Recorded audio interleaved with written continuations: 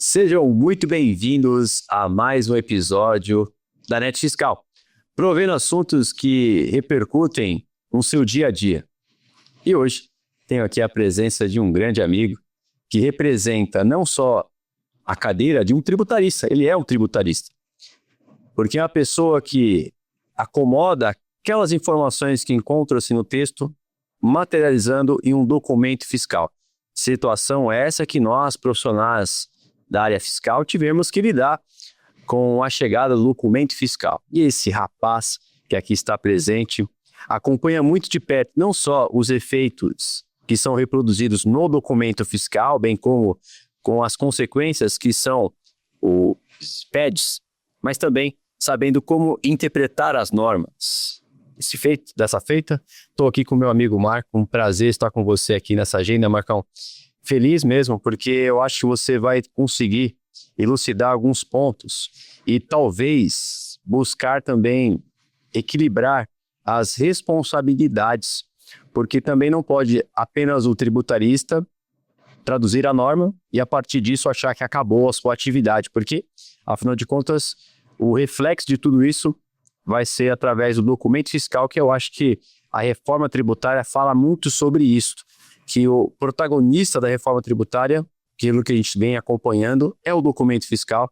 Eu acho que agora, aqueles que não se convenceram da importância de fazer as interpretações das notas técnicas, de todos os aparatos que estão atrás desse documento fiscal, eu acho que agora fica muito claro a necessidade desses profissionais começarem a observar com mais afinco essas necessidades. Seja muito bem-vindo e muito obrigado por sua participação, amigo. Obrigado, professor Kleber. Uma honra e uma gratidão enorme poder estar aqui contribuindo com essa escola, uma vanguarda aí dos conteúdos, né, para o pessoal aí da área. E um orgulho de ter conhecido a Net Fiscal como aluno, como seu aluno, da professora Grazi, dois profissionais que eu tenho uma extrema admiração e o orgulho de poder hoje estar contribuindo com vocês de alguma forma, vindo ali, consumindo os conteúdos de vocês e dessa fantástica parceria que tem sido muito, muito promissora e relevante para a gente. Então, eu me chamo Marco Polo, sou responsável por uma empresa chamada SAC Fiscal e Automação. Nós somos a primeira e única empresa do Brasil a prestar suporte fiscal e técnico para empresas de software. Então, o nosso público são empresas de software ERP, software de automação comercial, que fabricam, né, softwares de emissão de documentos fiscais, PDV, frente de caixa, e que lidam diariamente com documentos fiscais, notas técnicas, ajustes CNF, instrução normativa e EFD. Então, a gente acabou se vendo automaticamente nesse meio, dando suporte aos desenvolvedores e às empresas de software nesse segmento. E, claro, é muito respaldado pelos nossos professores e pelos conteúdos que a gente consome, trazendo agora a luz aí da reforma tributária para as software houses e para os clientes da software house. Excelente. Marco, a primeira pergunta que eu trago, que eu gostaria de te ouvir também sobre isso é, em detrimento à reforma tributária, especialmente, os novos campos que se apresentaram, o que você sentiu, especialmente a partir de janeiro, e aí pode ser repercutido por documento fiscal mercantil, de serviço, quais foram os pontos que você observou nesses meses que estamos acompanhando essas novidades, os maiores desafios que chegaram a você e que você vem observando que o mercado vem ainda sofrendo para que possa adaptar essas realidades nos documentos fiscais? Me refiro, obviamente, ao CST, Seclastrib, base de cálculo também, que sofreu bastante mudanças enquanto a isso. Bom, eu costumo falar em alguns eventos, palestras e para o pessoal, zerou a vida. Quem gosta de game, de jogos, né? Quando você chega na última fase, mata o último chefão, você zerou o jogo, né? Sim. E eu costumo falar que a reforma tributária, ela zerou a vida. Por quê? Mudam os conceitos que a gente tinha em relação à tributação atual. Muda fato gerador, muda regra fiscal de operação, muda o processo do cliente por conta da reforma tributária. Então, quando a gente entende que muda o fato gerador, muda software, muda raciocínio sobre a operação e, evidentemente, os desdobramentos como documentos fiscais, apuração e o ecossistema que envolve a reforma tributária, plataforma de apuração assistida, a rotina dos contadores, dos profissionais contábeis junto aos seus clientes também muda em função dessa avalanche de alterações, trazendo para a nossa primeira pauta, em razão das alterações dos documentos fiscais. Então, o contribuinte, o lojista, o varejista, o atacadista, a indústria, ele é muito moldado a como emitir o documento fiscal. É como se fosse um processo de trás para frente. Como é que eu tenho que emitir a nota? Em função de como eu tenho que emitir um documento, eu começo a realinhar os meus processos. Então, a gente tem campos novos nas notas fiscais, no CTE, no BPE, para poder absorver o que demanda a reforma tributária, e esses campos novos são novas informações. E a partir do momento que a gente tem novas informações, a gente começa a analisar, olha, no meu processo eu não produzo essa informação, vou precisar produzir. Ou no meu processo, essa informação ela já era produzida, mas de outra forma, com outra base de cálculo, com outra regra fiscal. E agora a coisa muda, dados novos campos, e principalmente os novos tipos de notas que surgem, a saber, a nota de débito, a nota de crédito, né? Antecipação de pagamento, multa e juros, são rotinas triviais para o contribuinte, mas que agora exigem alteração de processo, porque agora a gente tem emissão de documentos fiscais para cobrir essas rotinas. Então, dado o início da obrigatoriedade 1º de janeiro de 2026,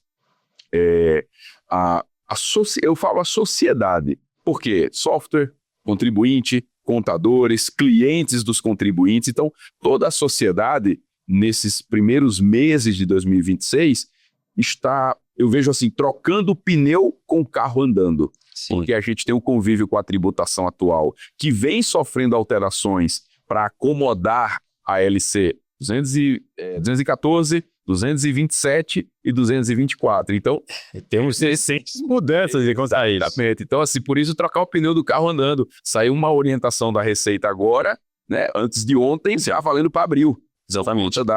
Hoje, exatamente. Então, o que acontece? Isso é o que está acontecendo com a sociedade, né? A gente está se ajustando com o carro andando. E aí, o pessoal, desde janeiro, vem procurando muito a adequação. A palavra que eu falo para esse momento que a gente vive é adequação. O que é obrigado, o que não é obrigado, o que meu software tem que produzir, a software house, o que eu tenho que alterar no meu software, o contador, o que eu tenho que orientar o meu cliente, inclusive a nível de planejamento tributário, porque tem uma palavra que eu não gosto nessa jornada da reforma tributária, que é a palavra teste. Eu não gosto dessa palavra, porque as alíquotas são de teste, mas a reforma não é de teste. Justamente. E essa palavra teste induziu a toda a sociedade, contador, contribuinte, empresa de software, a entender que a reforma está em teste, que se eu não fizer nada, eu estou tranquilo porque tudo é um teste, e não é. Apenas as alíquotas usadas esse ano estão em teste. Aí voltamos no pilar em relação ao documento fiscal. E nós tivemos recente publicação da Lei Complementar 227/2026, em que traz novos componentes de penalidades, destacando que se o descumprimento for visto neste documento fiscal, isto é, o não preenchimento dos campos obrigatórios desde janeiro, você descumpriu uma regra. Estará sujeito a penalidades caso você não consiga supri-la em 60 dias. Portanto, ficando claro que esse teste é teste no calibre da alíquota, mas não é teste da reforma tributária. As questões já estão postas.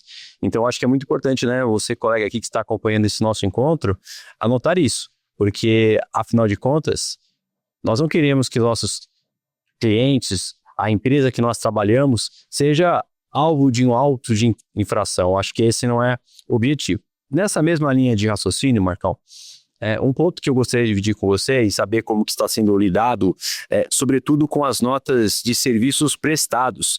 Há municípios que não se credenciaram com o Portal Nacional e acontece com muita frequência você receber algum chamado perguntando para você, olha, o meu município é obrigado a se credenciar não está sendo permitida eu adicionar o campo de IBS, CBS, faça alguma coisa, quando na verdade você tem algumas limitações. Mas eu quero te ouvir sobre esse assunto, porque vai muito ao encontro, muitas vezes, que há um limite também da sua prestação de serviço, que não é só você programar, mas precisa ter condições para que assim você possa executar aquilo que a obrigação demonstra.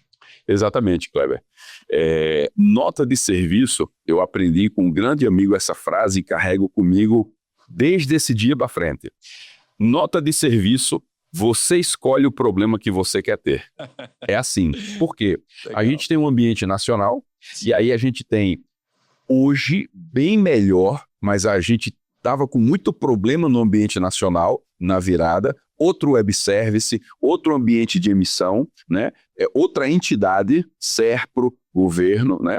E a gente tem os ambientes municipais que são fornecidos pelos provedores de web service. Então, a gente tem a NFSE nacional, lá, SERPRO, Receita Federal, né?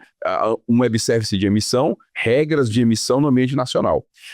E os municípios que não aderiram ao ambiente nacional, eles mantêm provedores, empresas de tecnologia, que provêm web services para emissão de nota fiscal de serviço. E aí um parêntese conceitual rapidamente. A LC 214, ela não obriga a prefeitura a ir para o ambiente nacional. Existe uma confusão, uma falha de interpretação por algumas pessoas.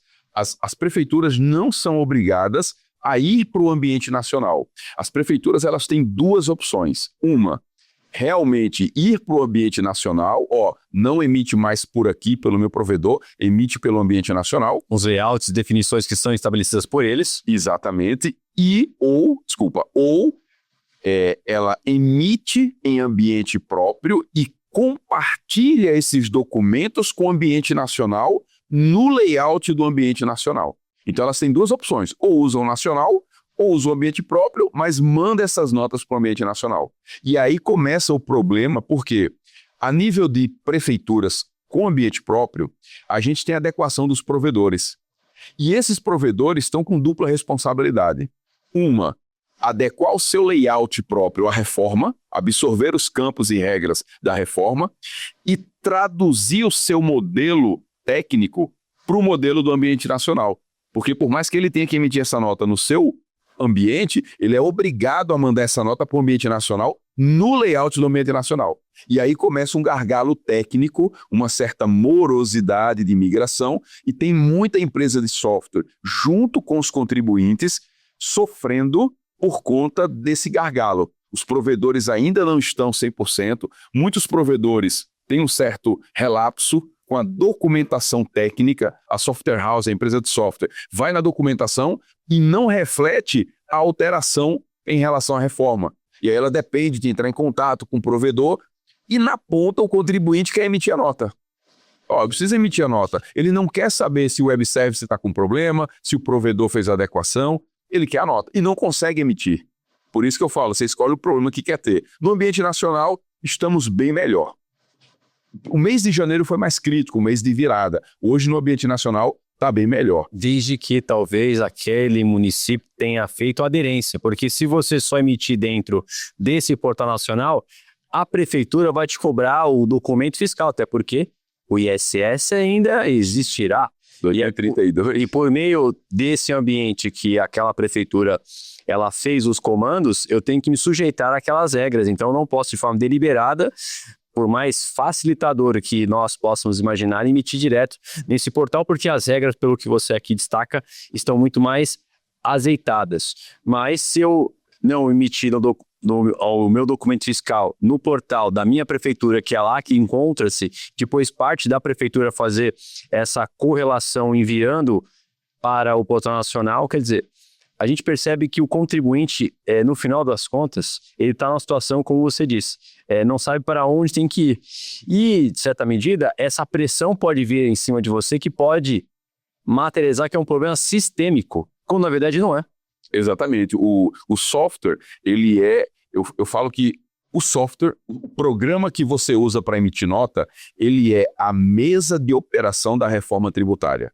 Eu afirmo isso com muita tranquilidade porque não tem como colocar a reforma tributária em prática sem software. Não existe nota fiscal manual, nota de talão, carbonada, plano B, não. É software. Só existe reforma tributária com software. Só que o software é um canal no meio do caminho. Sim. O software é meio, o software não é fim. E o contribuinte depende desse canal para conseguir executar a obrigação, seja da reforma ou da tributação atual. E aí, quando o software encontra gargalo técnico, gargalo operacional nos ambientes que ele precisa operar, começa a refletir no contribuinte. Isso deve ser um desafio imenso, porque você precisa escolher muito bem essas palavras para demonstrar que não é um erro ou uma dificuldade operacional do software, e sim as limitações que são impostas. Muito bem, então entendemos aqui que durante essa jornada que começou em janeiro, tivemos alguns gargalos e ainda assim estamos observando sobretudo as notas fiscais de serviço. Ainda há algumas prefeituras que sofrem mais do que as outras. Exato.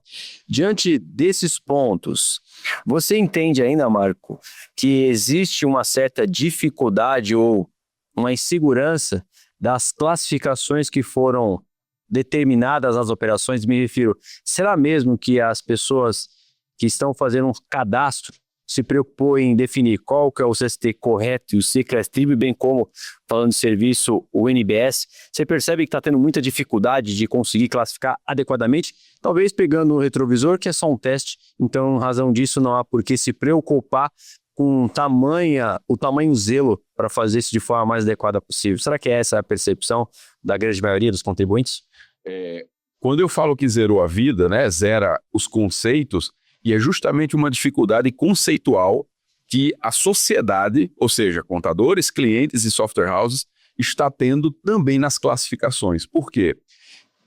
Devido à questão legada, histórica, todo mundo sabe, ICMS estadual, ISS municipal, PIS/COFINS federal, isso já está ali no DNA, na cabeça da sociedade. E com a reforma tributária, com a mudança de fato gerador, muda a regra de classificação. Então a gente vê durante as tratativas no software, com os clientes, com os contadores, uma certa dificuldade de acomodar a classificação. Por quê? Antes, a gente olhava muito para o NCM das mercadorias. Esse produto é monofásico no PIS e COFINS, esse produto tem redução de base no ICMS. Era tudo muito focado no produto. E, claro, com os 27 estados, as regras do ICMS de cada estado. Naquele estado, aquela mercadoria tem ST, no outro estado não tem ST. Muito bem. Esse legado de vinculação de regras fiscais ao produto, ele morre um pouco com a reforma. Por quê? Na reforma, como a gente aprende na escola NET Fiscal, na reforma a gente aprende que a classificação fiscal, o CCLAS-TRIB para o IBS e CBS, depende não somente do produto, mas também do tipo de operação que está sendo realizada. Exato. Eu tenho um conceito de operação onerosa, não onerosa. Eu tenho operações para a Zona Franca. Então, o que acontece? Não é só mais a responsabilidade do produto, é que operação esse produto está sendo submetido. Sim. Ou seja, é um duplo raciocínio. E a gente vê como requisito de software um conceito legado natural. Os programadores, as empresas de software, aquela primeira ação, CCLAS-TRIB vai no produto. Como é que eu faço para colocar o CCLAS-TRIB no produto? Ainda é uma sociedade dependente de vincular informação fiscal no produto. E agora a gente tem um duplo raciocínio. É produto e tipo de operação. E também serviço agora. E também serviço, exatamente. Então, é isso que a gente vem observando por parte dos profissionais de dificuldade de classificação. Largar aquele conhecimento que já vem sendo adquirido ao longo do tempo e absorver novas informações e nomenclaturas que acabam também trazendo alguma certa necessidade de análise. Eu digo que operação onerosa é como fosse perseguir o dinheiro. Tudo que estiver relacionado com dinheiro, com receita, faturamento, é uma operação onerosa. Tem uma contrapartida de alguém pagar por aquela operação. Eu acho que talvez seja um caminho por aí. A verdade é que muitos contribuintes possuem um cadastro de produto imenso e, por vezes, pode ser que tenha essas dificuldades, o que abre, talvez, uma oportunidade para as empresas de software em criar algumas ações. Pelo que você vem acompanhando, Marco, como que são as ferramentas e como também a SAC pode apoiar as empresas que têm essa dificuldade de classificação, bem como acompanhar se aquele arquivo XML correspondeu às regras que são elas incumbidas para ter que ser executada. Tem algo, o que a SAC pode oferecer para os nossos colegas aqui que estão nos assistindo?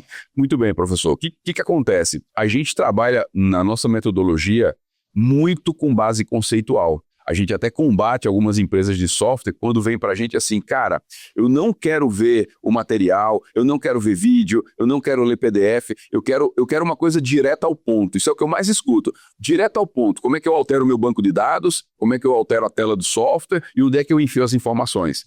E a gente combate isso porque esse direto ao ponto, em se tratando de reforma tributária, por que ele é falho?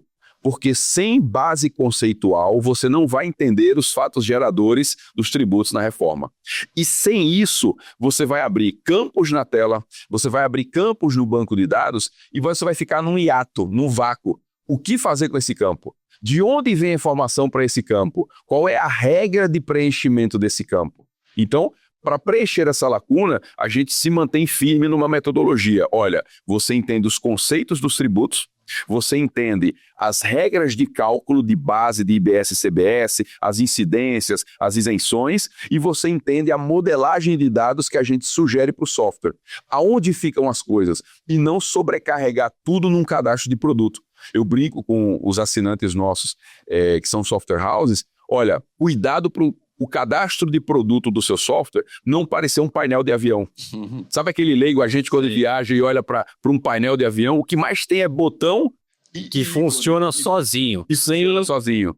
O comandante. Exatamente. Cuidado para não... Porque aí o contribuinte é penalizado. O cliente, a usabilidade do software é penalizado. Então a gente trabalha muito distribuindo os campos pelas entidades, falando um pouquinho técnico. Então, esse campo pertence ao emitente, esse campo pertence ao destinatário, esses campos apenas são do produto e esses campos são da regra fiscal. A gente orienta que as empresas de software implementem um conceito de cadastro de regra fiscal. Cadastro de regra fiscal. Você cadastra a regra fiscal no software e aí a gente vai definindo formas de aplicar essa regra cadastrada no produto e no tipo de operação, e não mais só no produto. Excelente. Então, o pilar inicial antecede o sistema, que sempre foi assim. Como você bem colocou, o sistema é o meio, não é o fim do processo, é o facilitador. Então, o passo inicial é, talvez, esses contribuintes analisarem as hipóteses de incidência. Então, não só se apegar ao documento fiscal, uma vez que foi dito que não é só sobre documento fiscal, pode ter operações onerosas, como multa oneroso, locação, que inclusive também é outra mazela que estamos enfrentando. Sim. Só entrando nesse ponto, fazendo só um paralelo sobre esse assunto, locação. Tem data para sair já esse documento fiscal, embora tenha já alguma expectativa para que as pessoas que estejam com esse tipo de operação onerosa, me refiro à locação, ter condição de emitir esse tal documento? Vamos lá. Existe um fato que causou um pouco de confusão, principalmente nas empresas de software. Na nota fiscal de serviço, isso nacional, tá, pessoal? E claro, a LC 214 é para todo mundo, seja nota nacional, seja para os provedores, sim, né? Mas acaba as coisas chegando primeiro no ambiente nacional. Eu até especulo, e deixo muito claro aqui uma especulação, de que os provedores esperam ver como é que fica no ambiente nacional para poder eles mexerem a parte deles. Sim. E aí o que acontece? A gente tem vigente a nota técnica 004 da NFSE Nacional. Sim. Ela é a nota técnica vigente. Só que o portal da Nota Nacional fez o quê? Publicou algumas notas técnicas para frente, sem data de entrada em vigência, mas apenas para esclarecer algumas lacunas. E aí a gente teve a nota 004 e na nota 005 vieram os campos para absorver a locação. E vieram artigos, orientações sobre locação. Porém, NBS inclusive. Isso. Porém, a nota técnica 005 da NFSE não está em vigência e lá consta sem data para vigência. Isso quer dizer o seguinte, ficou claro que locação, o documento fiscal vai ser a nota de serviço. Então, eles lançaram para poder esclarecer qual seria o instrumento, porém ele não está vigente. Hoje, A ANT vigente é a 004, não consegue receber ainda os dados de locação. E a 005 ainda não tem data para publicação. Temos uma expectativa para o meio do ano. Na verdade, assim, um alerta.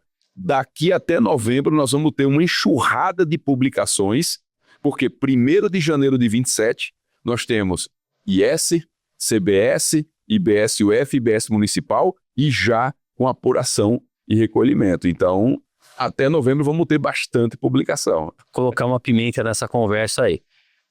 Se a expectativa é que esse documento fiscal para acomodar essas operações de locação só em junho ou julho, a verdade é que desde janeiro essa obrigatoriedade pela perspectiva da LC 214 é uma operação onerosa, tem que fazer parte como contribuinte regular em destacar as alíquotas pertinentes a esse período.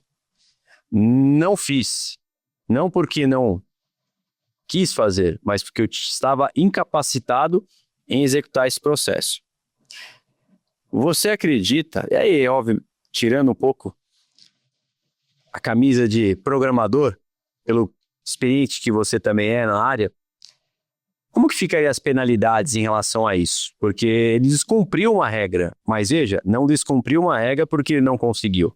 E é verdadeiro destacar que também houve uma publicação de uma nota por parte do comitê, que está sendo construído também pela Receita Federal, destacando que, caso o ente não dê condições para que assim possa esse contribuinte emitir nota fiscal ou documento comprobatório, estaria afastado de penalidades, enfim.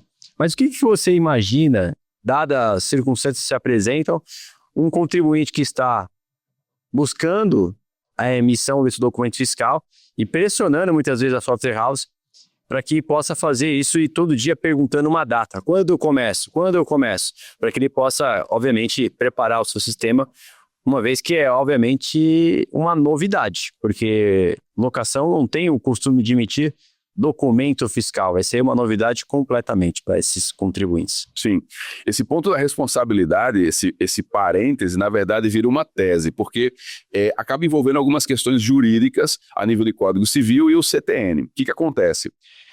As obrigações acessórias, elas são devidas, têm que ser cumpridas e a administração fazendária ela é soberana dentro da pirâmide de obrigações ali e responsabilidade. É uma obrigação acessória, a Secretaria de Fazenda ela determina se cumpre, né? E caso esteja infringindo alguma coisa do Código Tributário Nacional, aí tem que ser judicializado. Mas a princípio é uma entidade com autoridade, né? Secretaria de Fazenda. Muito bem.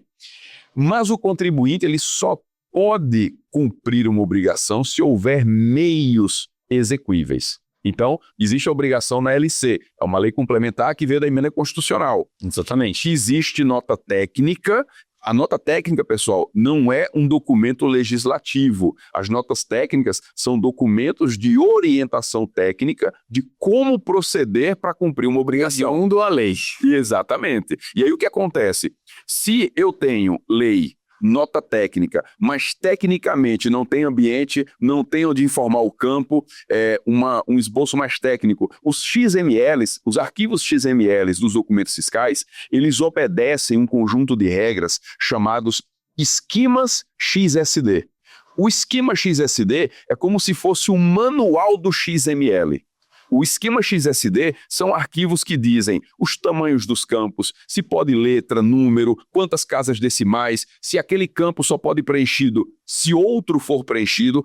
Essas regras técnicas são definidas nos esquemas XSD. E se eu não tenho esquemas XSDs compatível com nota técnica, com LC, com ajuste CNF, o contribuinte está impedido tecnicamente de cumprir aquela obrigação. Ele não tem como ser responsabilizado. Um parêntese importante, pessoal, que eu tenho alertado software houses, contadores e os clientes.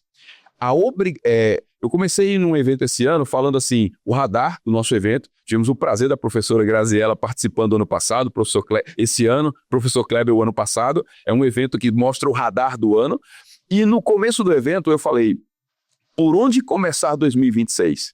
E o primeiro item foi, que tal desligar a internet? Pela variedade de desinformação que a gente encontra. Gostei disso. Que tal começar 2026 desligando a internet, né? E aí tem um ponto que eu quero alertar, pessoal. Obrigatoriedade versus penalidade.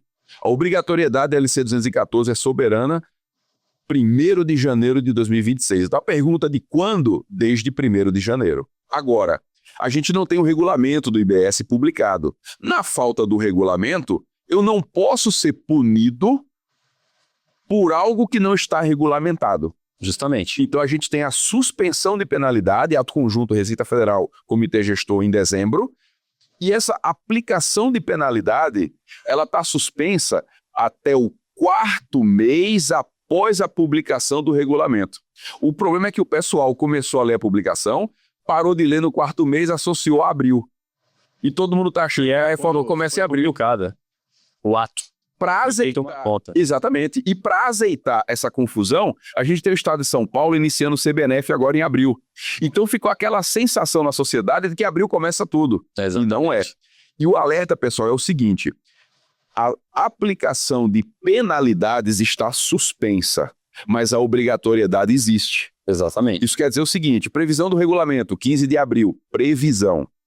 15 de maio, 15 de junho, 15 de julho, 15 de agosto. Dia 16 de agosto, as penalidades voltam a ser aplicáveis. E se você está em aberto desde 1º de janeiro, você pode ser penalizado por todo o período que está aberto, porque a obrigatoriedade existe desde 1º de janeiro, apenas eu não posso punir ainda.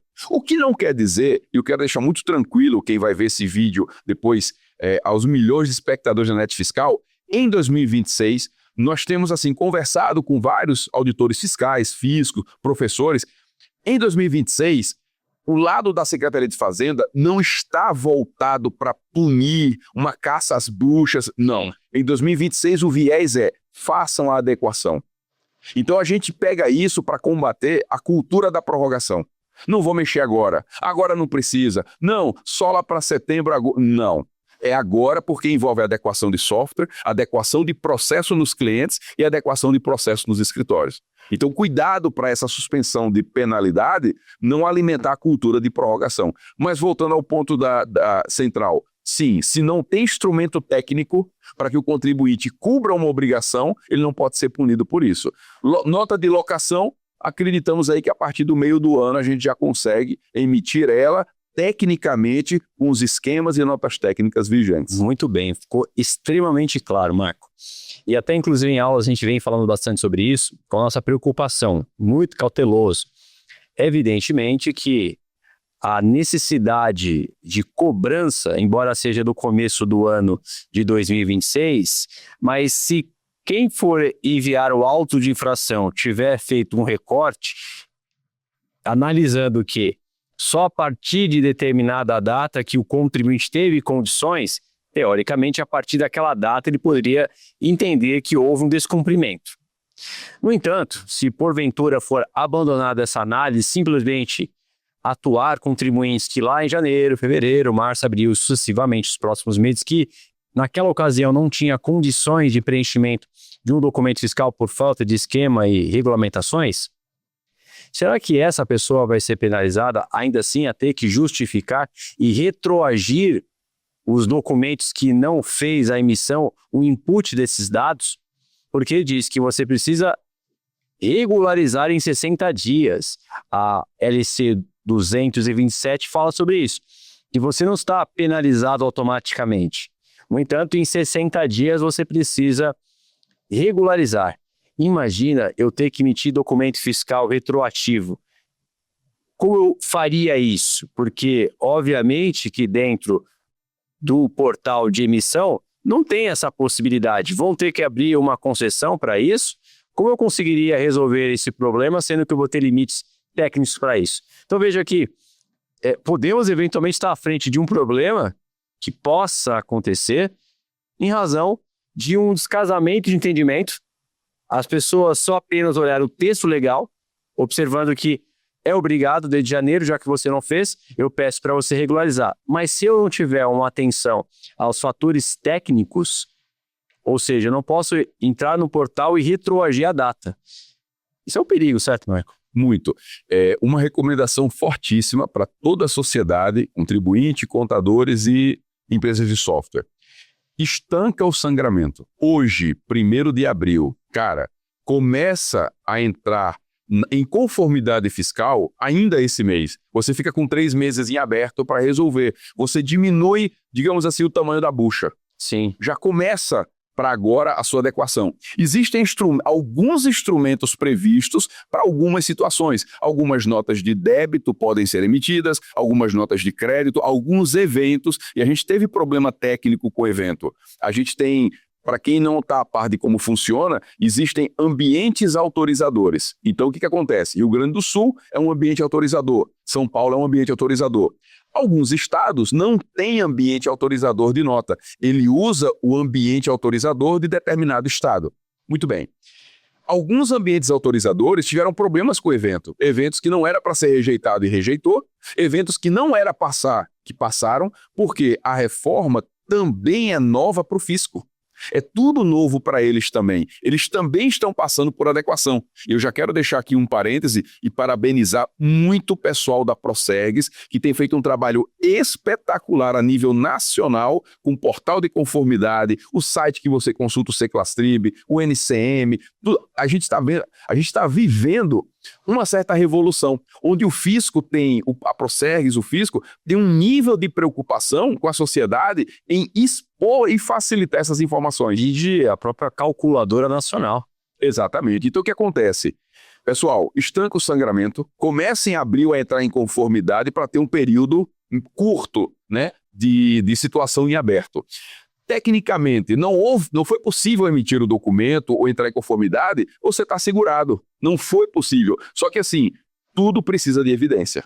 Sim. E a gente não costuma guardar evidência. E aí entra muito a recomendação pessoal de software, registre os logs, guarde as evidências de que, olha, a nota está rejeitando, não está passando. Guarde essa evidência de rejeição. Porque lá na frente, caso haja uma caça às bruxas, caso haja uma varredura de quem estava em aberto, você consegue comprovar, porque é na esfera civil, digamos assim, olha, tem um problema e eu tenho evidência de que eu não pude cumprir isso aqui. Então guarde logs, XMLs rejeitados indevidamente, guarde as evidências, só por uma precaução. Mas eu acredito muito que a coisa começa a valer nesse âmbito 1º de janeiro, porque a gente tem IS, a gente tem ICMS na base do IBS e CBS e a gente tem apuração e recolhimento. Então, não deixa terminar esse ano em aberto. Estanca a sangria, começa a regularizar as emissões, as regras fiscais e emitir dentro de conformidade já a partir de agora.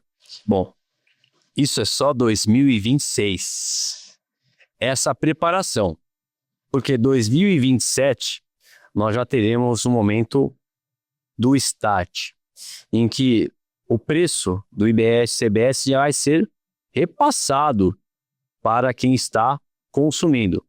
Diante disso, novamente, as regras de precificação e o esquema do documento fiscal precisa ser alterado. Então, Marco, você também chamaria a atenção desses empresários, não só o cumprimento de tudo que nós falamos até aqui, mas já pensar na frente, como que vai ser o preço assumindo as alíquotas e o desafio, porque para 27 vai ser extinto o PIS e COFINS, então sai do seu preço as alíquotas que você estava acostumado a praticar. No entanto, surge um novo protagonista, que é o CBS, que a alíquota é inexistente ainda, mas teremos ela.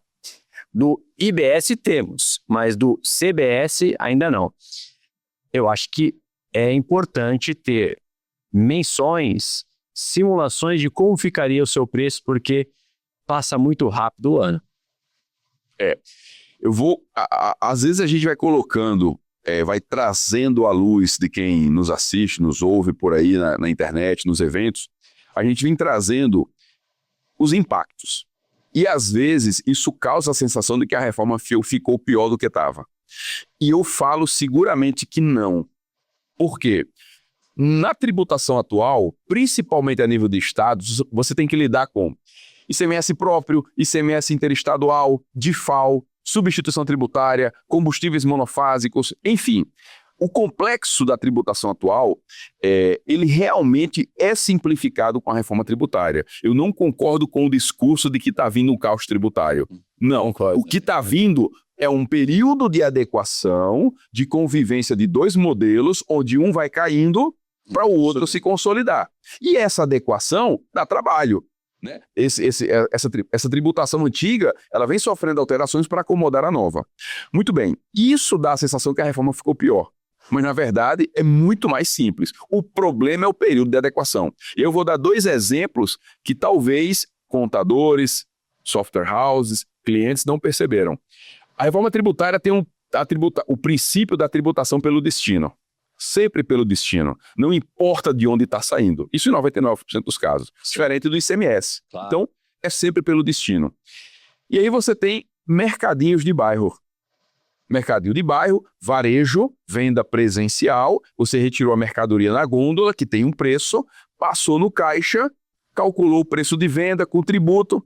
Só tem um detalhe. Muitos mercadinhos de bairro fazem entrega. E muitos mercadinhos de bairro se localizam em divisas de município que você nem sabe que trocou de município. Exatamente. Mudou o local de entrega, muda a alíquota de IBS municipal.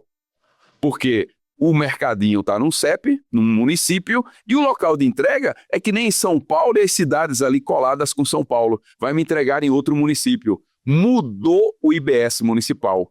Mudou o IBS municipal, mudou o preço porque a tributação é por fora, é em cima do preço de venda. E aí, olha o problema, eu vou calcular o tributo depois que eu descubro que é para entrega ou antes de abrir a venda.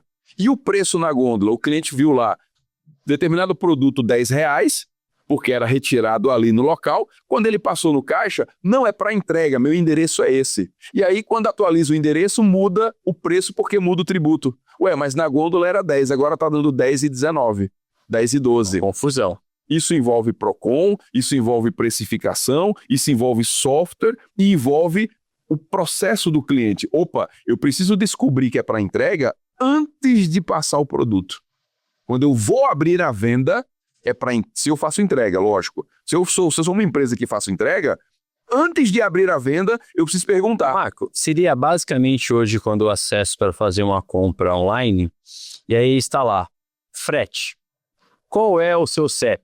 Calma aí que depois eu vou te falar quanto vai custar a mercadoria. Após eu colocar meu CEP, é divulgado quanto eu vou pagar. Então, será que talvez essa inteligência que já temos em relação ao frete que é repassado para o contribuinte, algo semelhante a isso? Exato, é bem essa situação e a gente tem uma recomendação de requisito de software para ajudar o usuário, ajudar o cliente. É sempre, a regra do jogo é clara, tributação de IBS e CBS é por fora e é princípio do destino. Então, a nossa recomendação é que o software, nas telas, nos relatórios, nas etiquetas, onde o usuário vai ver preço, ele enxergue preço sem impostos e o preços com impostos ele vai colocar a depender do destino. Isso é uma forma dele deixar transparente para o consumidor do usuário e ele deixar transparente para o próprio usuário. Olha, ou no site de e-commerce, esse telefone, esse copo custa R$100 sem impostos. Previsão de impostos, R$10. Previsão total, 110. Uma previsão. É ruim trabalhar dessa forma? É. Só que a sociedade já sabe. Opa, eu vou comprar um produto num determinado e-commerce, o preço é esse, mas quando eu botar o frete, o preço muda. A sociedade já sabe disso. Exatamente. Então, é a mesma linha de raciocínio. E uma forma de ajudar é que o software consiga exibir o preço sem impostos e o preço com impostos. O que acontece com o frete, conforme eu havia mencionado, o valor já é mudado a partir do input desses dados. Eu acho que é um grande campo fértil para que a gente possa também trazer a tecnologia para essa realidade. Ao contrário, vai ser bem desafiador. E, além disso, essas comunicações que precisam ser feitas, sobretudo nesses tipos de negócios um pouco mais, digamos, próximo à sociedade, que é o mercadinho, que as pessoas acabam comprando, vai ter muita dificuldade quanto a isso. Mas eu presumo que, ao longo do tempo, nós temos que aprender a lidar com isso. Não dá para voltar e desconstruir tudo o que já foi feito. Eu acho que é um ponto também que a gente acaba observando e aquelas pessoas que negam a reforma tributária, me perdoe, mas assim, não tem mais como negar a reforma tributária. Existe uma coisa que eu gosto de mencionar muito, tá? Existe um entrave, vamos falar assim, tá? Para não falar a palavra guerra, um entrave natural, histórico, entre empresas de software e contadores. Normal, né? Os contadores querem que venha do software já pronto, de um determinado, da forma correta. As empresas de software entram na discussão de responsabilidade. Isso não é comigo, isso é com o contador. E esse entrave, ele não é sadio para a pessoa mais importante, o cliente, que contrata uma empresa de software e um contador para resolver isso, né? Muito bem, o que a gente vem recomendando? É que as empresas de software e os contadores se unam, se complementem de forma inteligente em prol dos seus contribuintes, dos seus clientes. Ou seja, a empresa de software tem total capacidade técnica de ter criatividade no RP para simplificar a vida do usuário. E o contador, ele tem total capacidade técnica para simplificar o compliance fiscal para o seu cliente. Então, não mandem e-mails com juridiquês, não mandem e-mails com 20 parágrafos de legislação. O contribuinte, o cliente, o dono de mercadinho, não... Você só está complicando a situação. Não encham a tela de campos desnecessários, não peçam coisas redundantes que complicam a vida do usuário. Eu entendo que o processo ideal, e aí a gente sempre busca o ideal, nem sempre é possível, é que as empresas de software, junto com os contadores, analisem o que é melhor para o contribuinte, o que é melhor para o cliente. Olha, estou calculando dessa forma, minha tela é dessa forma. Está conforme? Atende o contador. Poxa, aqui ficou simples para o meu cliente. Aqui ele consegue passar por essa transição sofrendo menos. É esse o trabalho que a gente faz com empresas de software e contadores, procurando adequar os softwares ao compliance fiscal para simplificar a vida do contribuinte, a vida do cliente da contabilidade do software. Quantas coisas estamos aqui aprendendo juntos aqui, amigos, com o Marco Polo. Fantástico, Marco, como o tempo passa rápido quando a gente fala de um assunto que nos apetece, que a gente fala com muita paixão. Brilha os olhos, né? Brilha os olhos porque a gente está à frente de uma excelente oportunidade, não só pela perspectiva social, mas para que você possa mudar o modelo de tributação que realmente, com o passar dos anos, percebemos as dificuldades que os contribuintes enfrentam diariamente para conseguir emitir um documento fiscal e ter a segurança de que aplicou os percentuais corretamente. São tantas regras e exceções que as pessoas erram sem querer. Essa é a grande verdade.